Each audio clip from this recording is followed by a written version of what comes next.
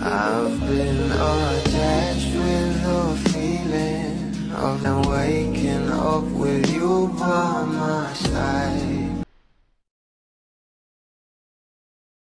Kumpirmado itong relasyon ng ating Donnie at Belle Mariano. Alam naman natin na itong ang ating couple ay pumunta nga sa ibang bansa para sa ASAP in England.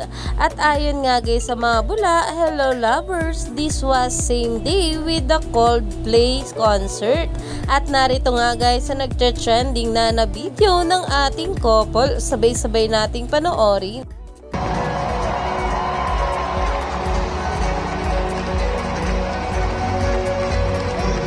Umani nga agad ito ng maraming komento mula sa mga bula na ayon nga guys sa kanila, Donnie Pangilinan sa other ships, only time will tell. Donnie being the clingy boyfie to his Belle, only time will really tell. Pero Don Belle edition, low-key private relationship, hashtag Don Belle. At dito naman guys, imagine Belle is the eldest among her siblings, yet Donnie made her feel what it likes to be treated like a baby.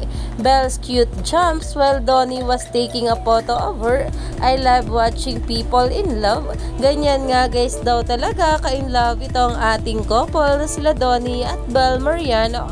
Kaya naman sa mga ganitong bagay ay talagang kilig malala ang mga bula na ayon pa nga sa kanila, if this isn't a confirmation of what they are, I don't know what it is. What do you mean they are holding each other in a Coldplay concert?